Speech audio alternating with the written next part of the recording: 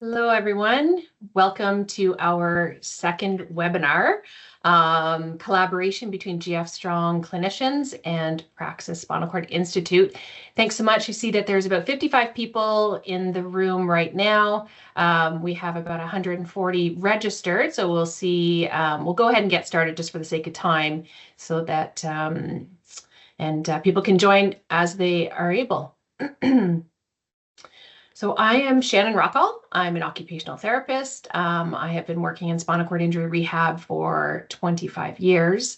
I am also the regional clinical liaison with Praxis Spinal Cord Institute. And together, James and I do clinical education throughout the regional and rural areas of BC. And I hope I've had the pleasure to meet many of you that are attending today. And if not, then hoping to meet many of you in the future. Over to you, James. Yes, hi, James Heckner. I'm the Regional Community Liaison for Praxis Spinal Cord Institute. I'm part of the Plex team at Praxis, so people with lived experience. I have a spinal cord injury, acquired a spinal cord injury in '97, so I'm pushing almost 30 years. T6, Asia A, complete injury. I've had definitely many experiences in and out of acute care since then. So very happy to share some of the lived experience from that side. Also wanted to mention I have the honor of being president of Accessible Okanagan, which is a nonprofit group here in the Okanagan, community-based, all volunteer, have over 800 members. And we utilize our community members quite heavily in the workshops that we do. So, yeah, nice to be here. Sorry, James. There's mentioning that they can't hear us. Oh. Caitlin, I can see your face. Are you able to hear us?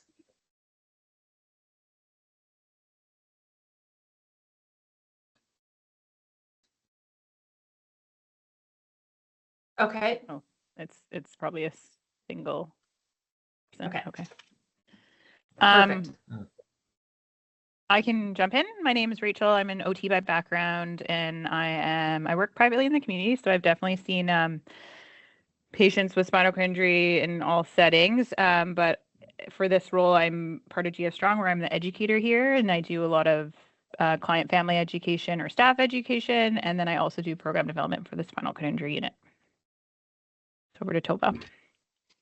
I'm Tova Plashkas. I'm the team coordinator for our outpatient program here, as well as the admissions coordinator for our spine and MS programs here at GF Strong. My background is in physio, and I have been working in all kinds of spinal cord injury, inpatient, outpatient, ICU community for about 14, 15 years now.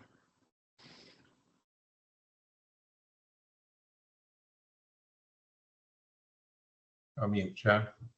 Before we get started, I just want to acknowledge Praxis Spinal Cord Institute hosts this webinar on the unceded traditional territory of the Silk Nation. We acknowledge these beautiful lands in which we get to learn, work, and play. I invite all of you, because we're calling in from all over the province, to please, if you'd like to acknowledge, you can put in the chat what location you're from and what territory.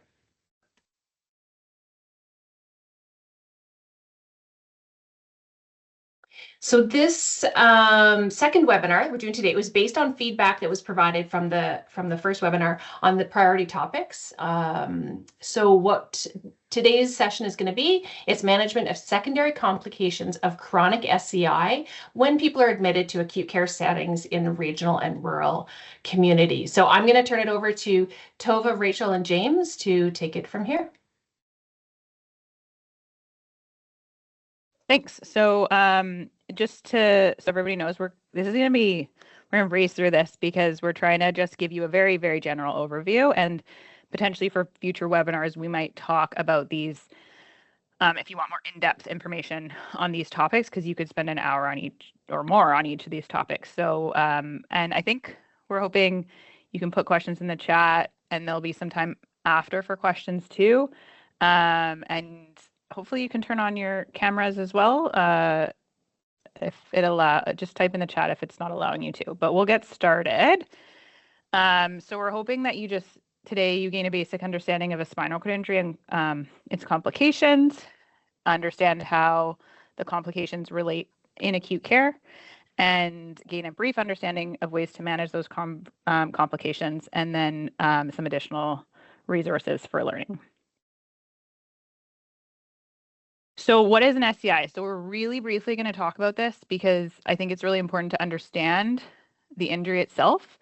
There's going to be a resource at the end where you can do more learning, and this is also a potential topic. But so a spinal cord injury, the spinal cord connects your brain to the rest of the body, and the cord is inside that bony structure. So when we refer to a spinal cord injury, we refer to their neurological level of injury. So that might be like a T4 or a C7. And then the completeness, how much damage was done, and that can go from A to E and can change over the course of a chronic injury as well. So just when you're hearing about your level of injuries for your clients, often sometimes they hear lots of different letters and numbers because they might have had a break from like C4 to C7, but they should have, and you may not get this information in acute, but they should have one level, and that may not be exactly where the injury occurred, and that is the last normal level. So for example, if your client is a C5 Asia A, they are normal functioning to C5, and then everything from C6 and below is impacted.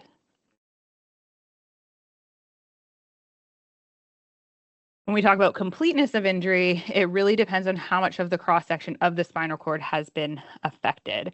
So it can run from A to E, and if we go to the next slide, which Tova will go over, but some of you may see this, and there's going to be a website link at the end, but it explains what A to E is on the right, and this, if you do get these done in acute care, they can be really valuable. And so I'll pass it to Tova to go over. Yeah, I won't spend too much time on this only because it is complicated and it's really so specific to SCI. When I explain this, this is a diagnostic document. As a physio, I do not find this gives me a lot of functional information. It's not a manual muscle test that would help you understand the really in-depth bitty muscles within the shoulder and what they're going to be able to do, but it does give you that diagnostic information.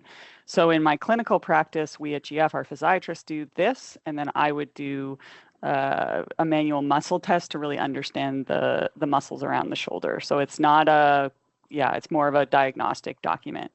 The important points that I'll point you to here, obviously motor function, we do both light touch and pinprick. Pinprick tends to be more predictive of function. There's a lot of really, if you're interested, great papers out there looking at how this predicts walking function in incompletes, for example.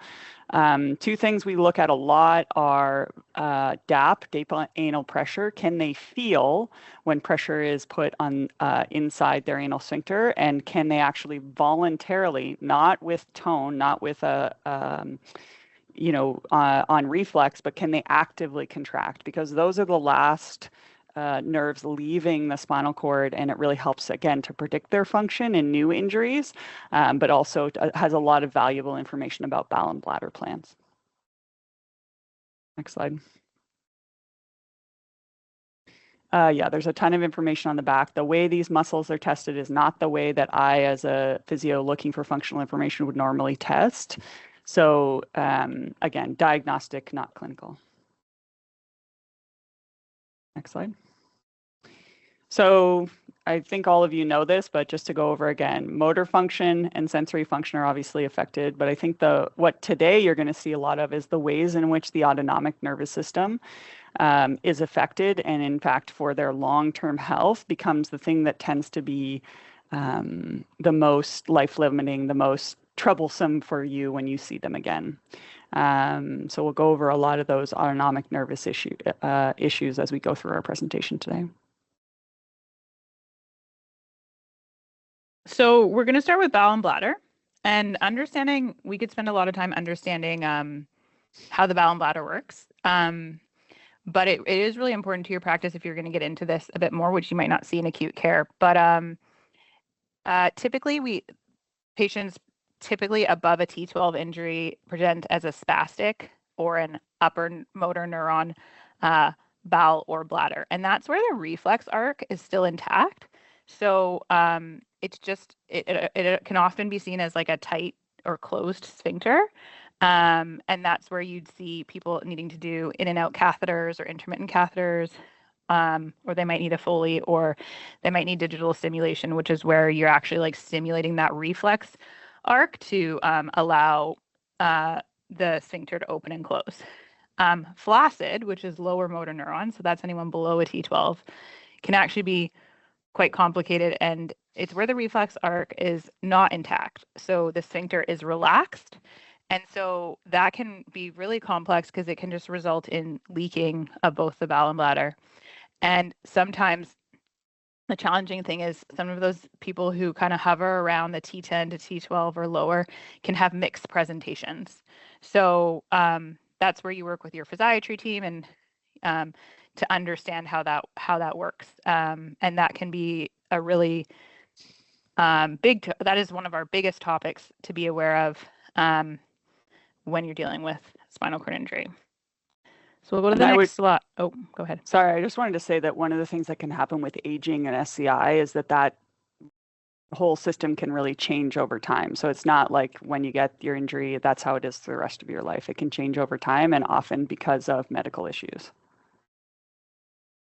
Yeah, so this is called a neurogenic bowel and bladder, and it's really important to just understand that, and your clients will know about that. It's helpful. I mean, all my slides are going to say, ask your clients. They know themselves well, they understand themselves well, and it's good to give them that autonomy, especially when they've been living with their injury for 20 or 30 years and they come in and see you. Ask them what it used to be, but no, it might not be the same, as Tova was saying. What is really important for your role is to monitor for things like, are they incontinent? Are they retaining? Is there constipation issues? Because that can cause skin breakdown, that can cause blood pressure issues, pain, lots of things.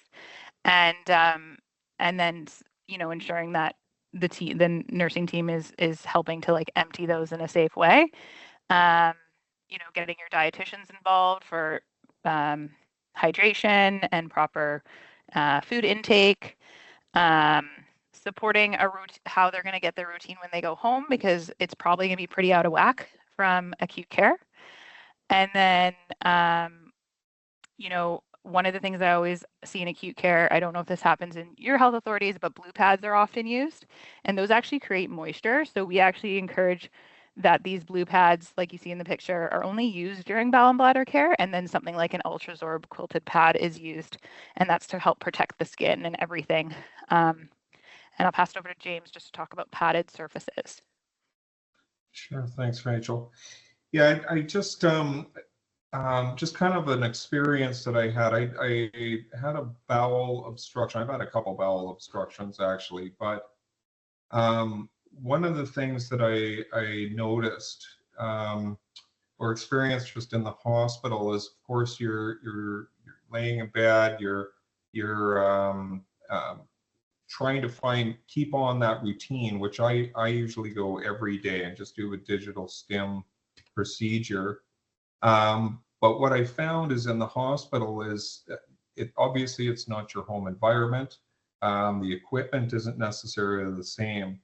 And one of the things that I've had to do often is bring in a padded raised toilet seat, multi-positioning toilet seat, which works well for me at home and oftentimes works well when I travel. However, in the hospital, a lot of times they're the elongated toilet seats, and sometimes they're the raised toilets. So it makes it a little bit challenging sometimes for those pieces of equipment to actually get positioned on there. So the example here in the picture is probably one of the most ideal for being able to use in a hospital setting, if it's available, that is. So oftentimes it's not actually available, but just something to consider is a commode with a padded seat that has a multi-positioning area, depending how somebody would probably use for right side, left side, front, rear, whichever they would probably use for digital stim, or maybe even for suppository. So yeah, just wanted to picked in on a little bit of lived experience. If you are wondering about equipment, you could always send me an email. If your hospitals have funding and you think like what would be the most helpful thing, you can always send me an email and I could suggest an item, because it's not going to work for everybody, but having something is obviously better than nothing. So we'll move on to the next slide, and I think Tova's going to jump in. Yeah. So in SCI, the most common cause of morbidity and mortality is actually respiratory issues, which is something it doesn't sound, after all the things we talk about today, you might be a bit surprised about. After spinal cord injury, less muscles are innervated, which we know, but what that causes is a few things. One is reduced vital capacity. Even paras can have really reduced ability to get a big deep breath, which causes closed airways, atelectasis at the bottom of the lungs. So if they normally live with atelectasis and then you put them in bed because they're sick with something else, or they come in with a respiratory infection, this just tends to spiral into a bigger pneumonia. And I think we are much better than we used to be, but I think there has been a history of underdiagnosing the sort of larger picture of sleep disordered breathing, which includes obstructive sleep apnea, especially when someone actually does need something like BiPAP, which is, gives them both support when they're breathing in and when they're breathing out, which we know in a lot of, especially quads, is actually what's necessary, not just CPAP. So we spend a lot of time while they're here in their acute stay with us, at least, making sure that they're getting enough support at night that their lungs don't close down. The other thing it took me a long time to really understand about SCI lungs was the autonomic changes that really cause parasympathetic drive, which leads to bronchospasm and increased secretion. So they're going to spasm more, which makes it hard to get air into their lungs, but also produce a lot more secretions than the average lung when irritated. And so a sickness is going to be irritating, but also something like suctioning. So just a really high risk of pneumonia. Next slide. So in order of ease and perhaps importance, hydration is going to be super important. A lot of the times they're in hospital, and thankfully they're getting IV fluids, which is very helpful to make sure the secretions don't turn into sludge. Making sure they're not lying in bed too long, because getting them upright and when it's medically able can really help to open the lungs. Thinking about that pressure support to allow opening of the lungs. Using a manually assisted cough if that's something that they're able to do or is appropriate based on their level. We recommend a lot of mechanical insufflation, exsufflation. So your Philips E70s is what we use a lot here, but any sort of, again, volume support. So I think just, I can't say enough. Sometimes what we want to do with these clients is stick some oxygen on them and then suction them. But in fact, that is going to cause more problems than it solves. So it's actually try and focus on opening up the lungs and not irritating the lungs, because deep suctioning is you're going to hit the wall of their lung, and then all of a sudden it's going to bronchospasm and more secretion. So then you're suctioning more to get more secretion. So you get into this spiral of problems, and then all of a sudden they're going to need to be intubated. So yeah, volume and pressure support before oxygen and deep suctioning, and of course really looking at, do they also need some respirology input for things like puffers and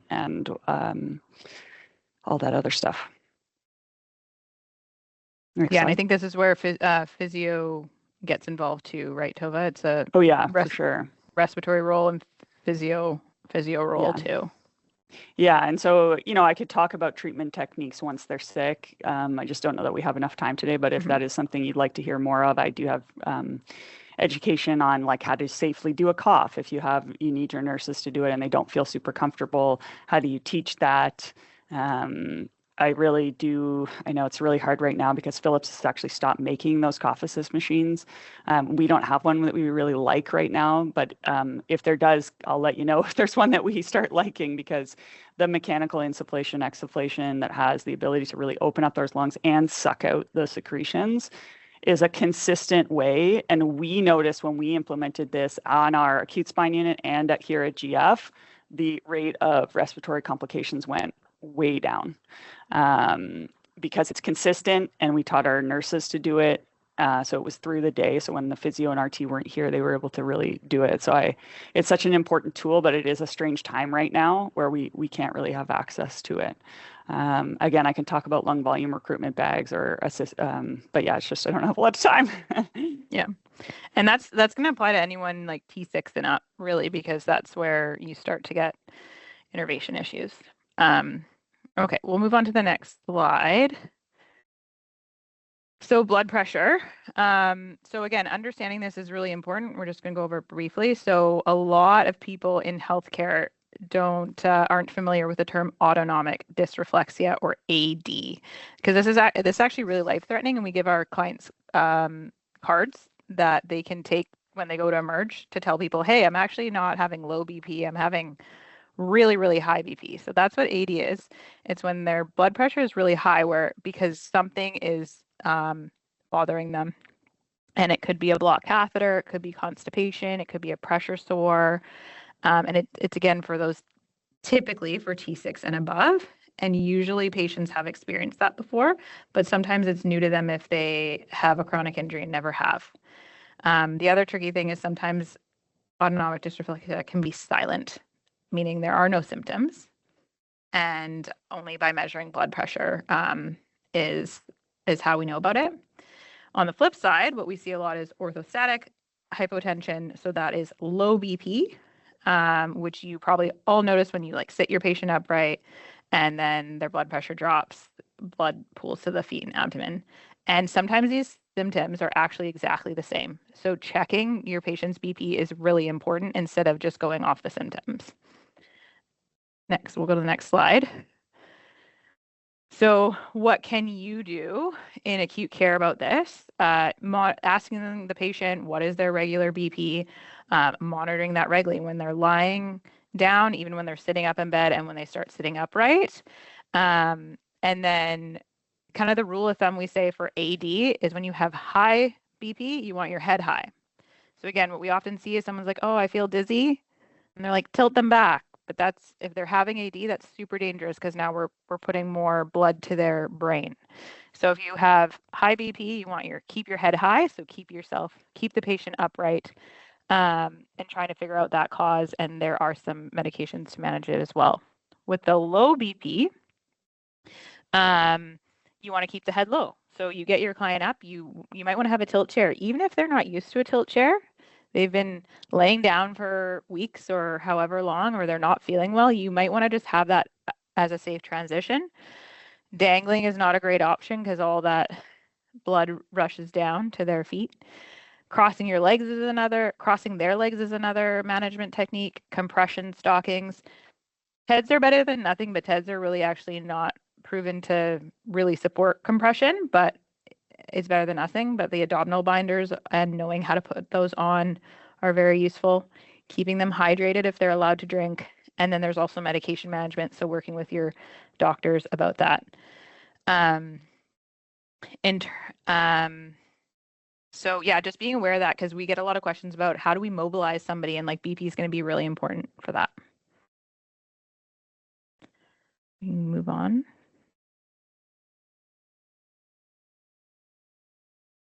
Oh, this is me. Pressure injuries. So we're going to spend a bit more time on this because this is common.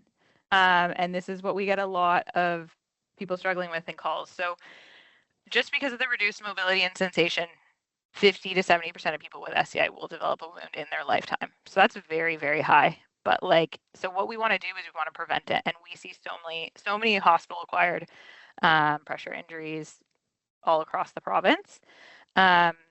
So our bony prominences are the highest risk for skin breakdown, especially around the pelvic region, like the ITs, the hips, and coccyx and sacral areas, because they're sitting often. But heels are also a huge high-risk area, I would say. But any bony area, we've seen elbows, back of the heads, all those types of things. The key three things that I want you to understand is when you see a pressure injury is we need to remove the cause. So understanding how that pressure injury formed is really important. And I'm just going to briefly go over this, but this is something you guys can review. There's usually three main causes: pressure, friction, or shear. So pressure is just direct pressure just from like sitting, let's say, which you all probably feel as you're sitting there and you're wiggling around all the time, and they're usually round and they're usually on a bony area. Friction is when the external surfaces are rubbing against the skin. We often see in acute care, well, in any facility, I should say, is someone just like rips the sling out and it causes a tear, like a linear tear. That would be an example of friction. And then shear. This is the most dangerous kind. It will all of a sudden appear. The skin will be fine. The next day it will not. It'll be very dark. Look closed, but it could be dark. It could be purple, and it shows up very unexpectedly. And what that's doing is, if this is the inside, this is the outside of the skin. The bone inside the skin is staying still, and the bone inside is actually rubbing against. So it's coming from the inside out. So I see this a lot when people slide down in bed and their bone slides down, but their skin is kind of stuck, sliding down in their chair. I've had that happen with one of my patients because the seating system wasn't right. And that is super high risk because now it's come from the inside out, and then we have to wait for it to potentially show its face, as we say. And it can usually already be like a stage 4 wound because it's already at the bone. So identifying that cause and removing it is important. So we'll go to the next slide. So in acute care, what can you do? So know if they've had a skin issue before, because once you have open skin, that skin is never the same. So it is the highest risk area. Checking their skin twice daily, especially after sitting up and then getting back to bed. You can offload any wounds. That is preferred, as opposed to just like rotating them onto the wound every couple hours. Try to get them actually off of it. Hopefully you have wound care nurses. That is always helpful. Refer to your dietitian to support high protein and hydration if it's possible. Keeping that skin clean and dry, whether it's through like a microclimate or, bowel and bladder management. A lot of you probably don't have a pressure map, but if that's available to you, that is really helpful to use. And can just consider other things. Like if you have a more mobile patient, are they wearing jeans with pockets? That can cause a problem. Are they a little weaker and they're hitting their bum across a wheel as they're transferring? Those things can all cause problems. And we'll go down to the next slide. So I just want to talk about in your chair a bit, and we could again spend hours on this, but when you're in your chair, your highest risk area are those sit bones. You can see that in the those bottom bony prominences in that second picture. We see a lot of sacral sitters, and that's like that person in the third picture, and they're like slouched. So when you have a sacral sitter, and that is very much common in a chronic SCI, then when they're sitting, their tailbone area is at really, really high risk. So you want to make sure they can weight shift. If they can't manually do it, they need a tilt chair, and they need to tilt every 2 minutes for at least 30 minutes. This also might be new to your clients.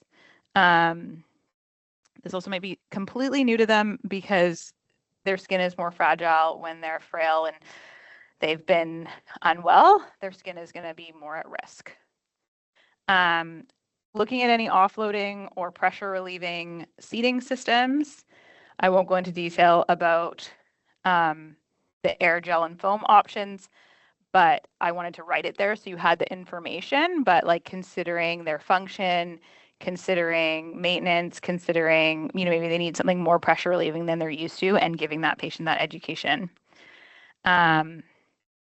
Progress sitting time slowly. So if someone's been on bed rest for a long time, they might not be able to tolerate sitting up for 8 hours. You might need to do 2 hours up, back to bed, check skin for a couple hours and give it a break, and then back up. Accommodate the seating for reduced mobility. If, again, I know in acute care your seating is limited, but in that third picture, that blue man, his backrest is really planar, but he's really kyphotic. So his spinous processes are really high risk. And the best thing you could do is if the client has their own chair, they're usually custom designed for them. So I would encourage, if they can, or a family member bring it in, that would be the best option. So the last slide is about bed. So again, there's a couple of pictures about the bony areas that are at highest risk. we like to position people in partial side lying so that they're not right on their tailbone or their GT on their hip. A tip is to raise the legs first when sitting them up so that they don't slide and get that shearing. So some of your bed functions might go at the same time, but a lot won't. So raise the legs first, then they won't slide down when you raise the head. Consider a pressure relieving mattress and consider maybe something higher pressure relieving than what they have at home because again, they're unwell. Checking their inflation and their pressure when they're at 30 degrees or above. So when you hit 30 degrees, that is high pressure on the tailbone. So we want to make sure that's how we're setting the pressures. And if I have someone sitting up for like a meal, I'll try to offload them a bit. Or if they don't have a pressure sore and can tolerate it, they might still be bottomed out if it was like an air bed. So I use like an Instaflate option for meals so that there's a bit more air supporting them. And then we try to turn every 2 to 3 hours. And the heels are really important to offload because they are very, they're very small bone that can have really high peak pressure. So over to James. Oh, sorry, John, just go back one slide there for a second. Yeah, I really want to emphasize that this is a major hot topic for those of us with SCIs because going into the hospital is very concerning for coming out with a secondary complication, which is probably going to be worse than what you went in for. And a pressure injury is definitely something that you're trying to not acquire.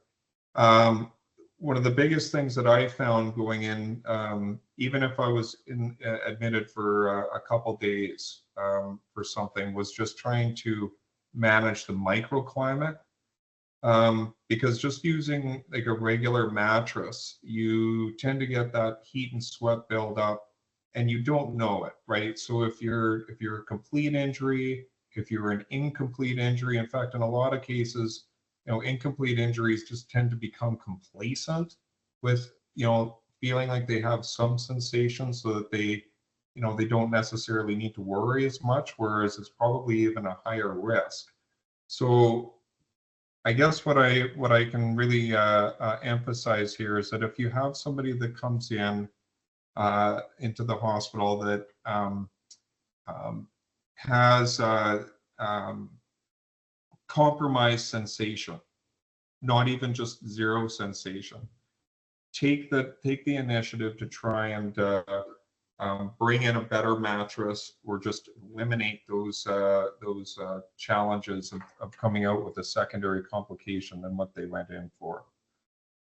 This is a topic that we can probably go on for 2 hours on, so I'll pass this on. Thanks. I just want to say that, I want to just emphasize that there was a study done a few years ago through WorkSafe where they showed, and this is years ago, a stage 3-4 pressure sore, including the nursing care and a flap surgery, is $250,000. I would imagine that's probably closer to $350 or more now.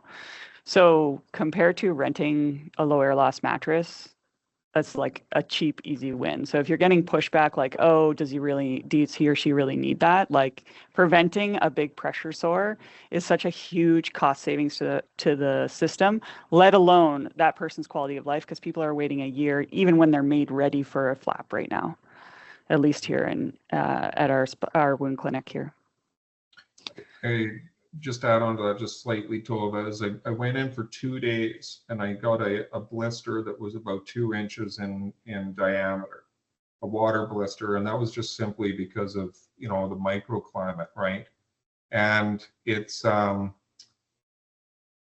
just something that, the sooner that you can address it, the equipment side of things, the less likely somebody will have to acquire that. So yeah. And I guess the other point is the self-advocacy side of things. We understand, or most of us have a pretty darn good understanding of spinal cord injury, especially after living it for a number of years. But when we go into the hospital, a lot of times we're not necessarily in the best state of mind to advocate for ourselves, which is where we would definitely rely on our healthcare providers to make the right decisions. So. Go ahead there, John.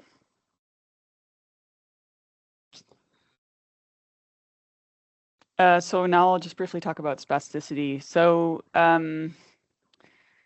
when I'm looking at, when I try to explain spasticity, you know, we all know that there's a reflex circuit, going to the doctor, getting a tap on the knee to show that you have this reflex circuit. Because there's that injury level red line connection from the brain to that reflex circuit is interrupted, the brain's job in a reflex circuit is to say, chill out, it's okay, everything's okay, you don't have to keep contracting. When that reflex circuit loses that brain input, it starts to turn up its sensitivity. So the nerve is actually looking for input from the brain. So it turns up the sensitivity, and then all of a sudden, all it takes is touching their skin, moving their foot a little, and they're right into quite a strong spasm. We often see flexor patterns, although I've seen every pattern out there in the real world that doesn't necessarily follow those perfect bending and straightening patterns that are sort of built into our nervous systems.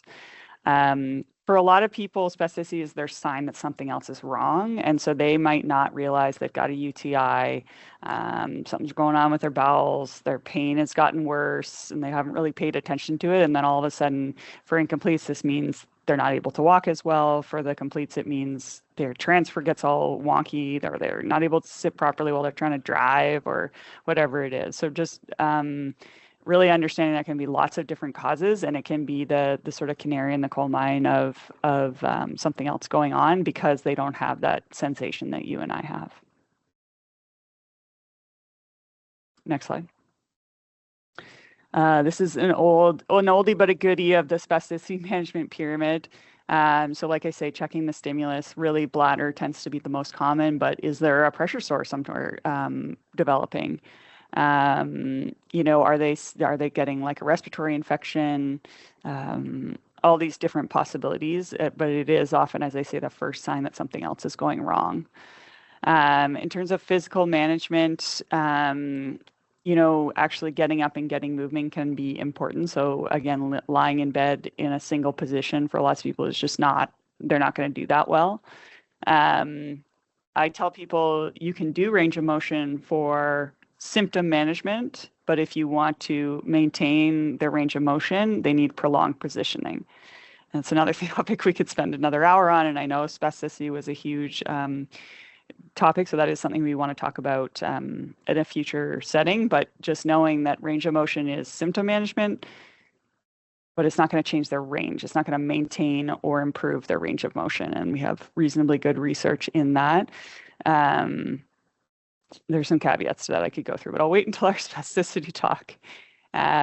Using things like weight bearing, you know, making sure that they're, you know, what's their normal routine? Some people are using things like standing frames, which can be, standing can be an important tool in maintaining. Obviously not something you're going to be thinking about too much while they're in acute care. There is a little bit of research out there for electrical stimulation using TENS and vibration therapy, but honestly, for acute care, those things are probably not tools you're going to have in your first line toolbox, but there are protocols that are out there. Medication's not my expertise, obviously, but you know, as they're sick with you, if all the number one and number two aren't working, obviously there are lots of medications that can be helpful. That's obviously going to fall on the shoulders of your doctors. We sort of look at these first line medications that are oral, looking at baclofen, dantrium, and tizanidine, usually baclofen and tizanidine as first line. And then in the future, if their spasticity continues to be a problem, looking at some other agents. Next slide. So pain, this is a huge topic. We'll probably do a session on this later. So the key thing is to understand is pain is really complex. There are lots of pain education courses, webinars, things out there that I would encourage people to do to understand it. But I think, and there's a chronic pain cycle, and probably most of your patients have been living with chronic pain, and their pain might be amplified when they're in hospital. But I'm going to focus on neuropathic pain because that is when you have damage to the nerves, and that is what is most often seen in spinal cord injury. And that is ultimately when, the body is no longer in trauma. So they have their accident, they're stable, and they come to rehab or they come to your hospital, and, the body is saying something is wrong and sending incorrect signals to the brain, telling the patient you're in pain. And it often is in their areas that are where they have loss of sensation. So we hear a lot of like tetraplegics say it's in their arms and legs, and paras say it's in their legs.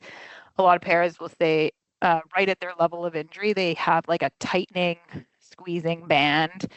And people often describe it as tingling, numbness, throbbing, burning, stabbing, those types of things.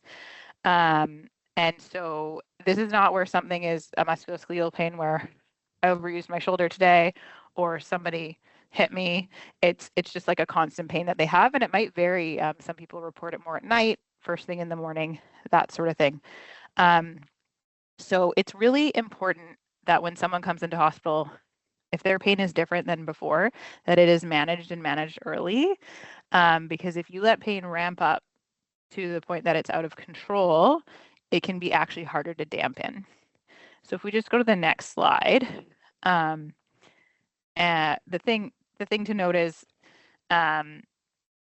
you want to know what their pain was like before and if it's changed.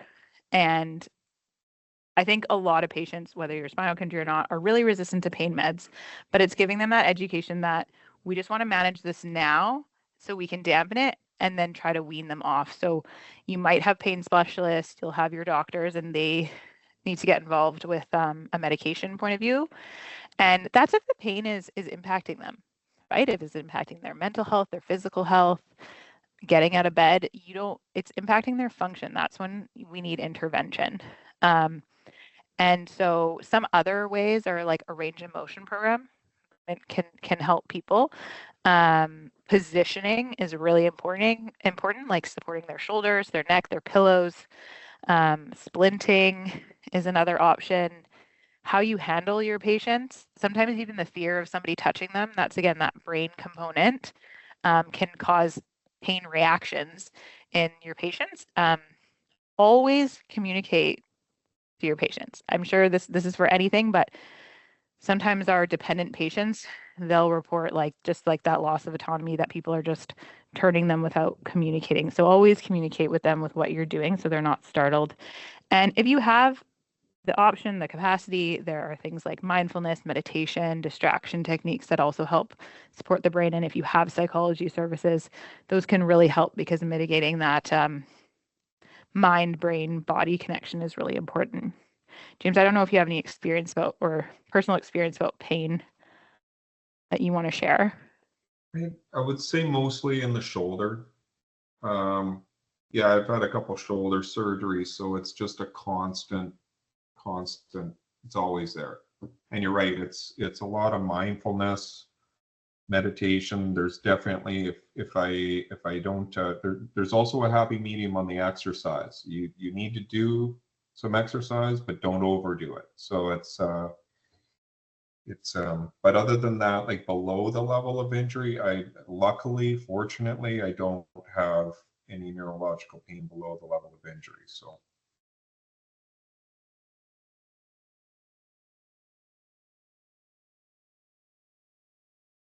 So we're going to go one more there, John. One more. I'll just put in a plug to remember that people with SCI, although their injury that you are thinking about is to their spinal cord, about half of them will have had at least a mild traumatic brain injury. About 10% will have had a moderate or severe traumatic brain injury. And the other thing is, as you're seeing them as they get older, we talked about how their blood pressure, somebody asked the question, they tend to run a bit low.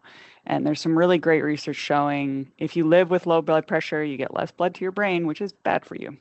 And you're actually losing IQ points in the long run living with low blood pressure.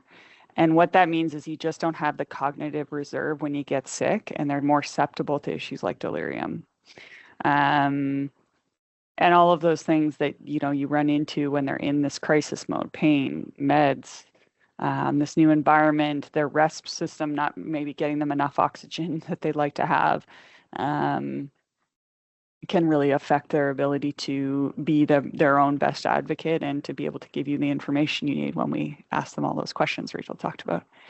I also put in a plug that I know everyone talks about the word frailty, but basically the idea that health conditions stack up and makes their physiologic reserve less. And so every time they get they're not just spinal cord injury, but pressure sores, not just spinal cord injury and pressure sores, but coronary artery disease, plus respiratory issues, plus. And it just takes a toll on the body, and it tends to prematurely age people, and also just makes their physiologic reserve less and allows them to become seriously ill a lot quicker than an age-matched control. Next slide. We'll just sort of mention a lot of other things we didn't have time for, knowing that people with SCI don't regulate their temperature in the same way because of those autonomic changes. We talked about sleep apnea already, but very high rates of co-occurrence with mood and issues around mental health as well, that you might sort of be in the background. And of course, muscle atrophy plays into a lot of things we talked about, like pressure sores, smaller muscles, less padding, body deformities like spinal deformities, overuse injuries like James talked about, and so many cardiac issues that we only really now in the last, I would say, since I started in this business, really give enough eye to, compared to a lot of things. And osteoporosis. You don't use your bones, you start to lose them, and they become much more frail. Lots and lots of resources for you.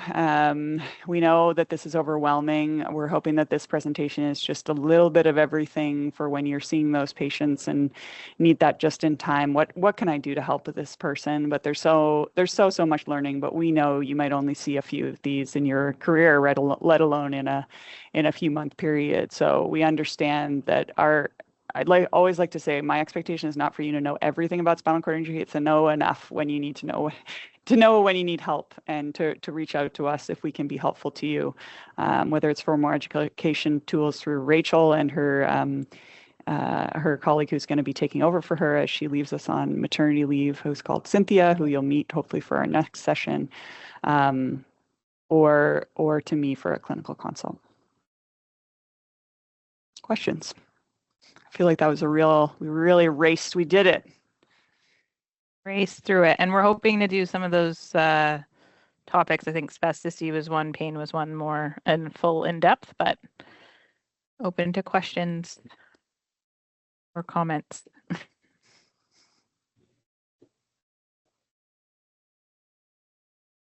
Hopefully you guys have the ability to unmute yourselves this time. I'm happy to share any resources around the assisted cough, that kind of stuff. The question around custom stockings for blood pressure management. So we recommend 30 to 40 millimeters of mercury for custom stockings. So you have someone come in and actually measure them, their leg, because TED stockings, or a stocking that is not really meant for them, isn't going to actually stop the fluid from racing to the foot. Emma? Hi, yeah, I just was wondering with the LVR bags, how Sure, yeah. I've managed to get a small supply of them. Oh, great. We're in Island Health, so through they were we got them funded. Great. I just wonder if you have a supplier, like if we run out of them, I don't think we can always rely on charity supplying them. Yeah, it's funny you should say we actually have we have a different charity supplying ours so that every client who needs one does get one leaving GF, and even our outpatients with the BC Rehab Foundation. Should we be giving them out of our own supply? Probably, but this is what we've got, kind of got a workaround, sounds like similar to you. I do have one. I have a one pager that I did up myself years ago on how to use it. And then I also have, there's a booklet that Hamilton Health Sciences has that we also use. It's a little more in depth depending on how much you think your patients will actually read. Happy to share both of those. Sorry, go ahead, Tova. Yeah, but in terms of like a company to supply, I'm sure I could figure out which company we're with. But in terms of funding supply, we also are struggling. So you can apply to the BC Rehab Foundation if you don't know about it. We can send that link out for applications for funding for equipment such as that. And they fund, like Tova said, they fund ours here as well as VGH. Yeah. And they may allow us another 10. I mean, it's not like we're using them as much as you guys, but it's just I don't want to end up with none and then need them. Yeah, fair enough. Well, let me know, and then we can talk to Rachel. Sits on the board, but she's going to be gone, so I'll put you in touch with Trinka, who is the ET over there, and I bet you we could work something out. Awesome. I don't want to say anything for her, but thank you. Tova, there's just a question here from Kelsey. Wondering if you can clarify what you said about range of motion and spasticity. Yeah, so it's an oldie. I guess I'm getting old. I should probably update my my papers. When I was coming up, there was a paper out of Australia basically showing that you can't increase range of motion you can't increase somebody's range with just doing range of motion. You have to position them for longer times.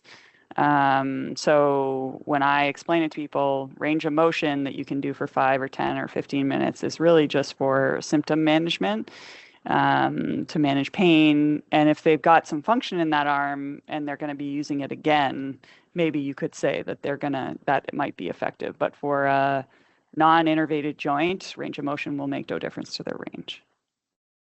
I don't know if that helps, Kelsey. Yeah, I'm happy to send out that assisted cough information. We have lots of booklets. I like the Hamilton one because it goes through lots of options, and we have ones that we've done in education for good body mechanics because it's the #1 way I've heard myself doing it, that our nurses here, it's a huge issue because it is so physically demanding to do lots of assisted coughs when somebody's sick. Yeah, and I think what we can also send out is we have a education handout on how to properly don an abdominal binder. So maybe we'll add that to our list because that's often incorrectly put on. So we have an updated document for that too. Awesome, and I can send out all those resources in one email together with the webinar recording from today as well.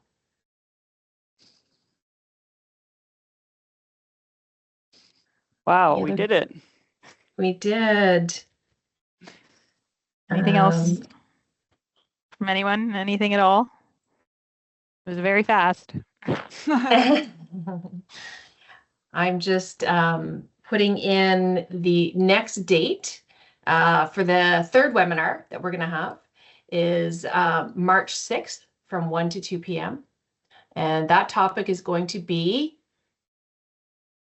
I know we talked about 2. Did we decide? Is that on spasticity, Tova, or are we? I think we decided on pain because we were going to see if we could find somebody else for spasticity, because we have some who are more expert than I.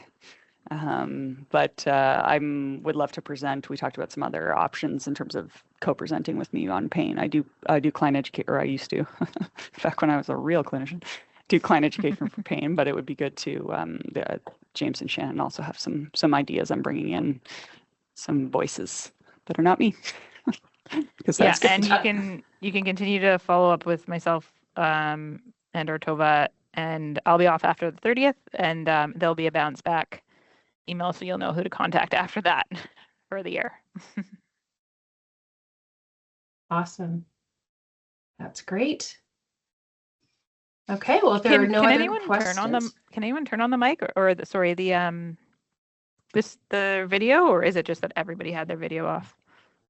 Or is it inaccessible to people? I'm just curious for future ones. I think there was a couple videos on, but Yep. Can just have it off. Yeah. Okay. Good. Perfect. Yeah, all right. Thanks everyone for coming. Reach out to me if you have any clinical Thanks, guys. questions you need help with. thanks so much. Thanks.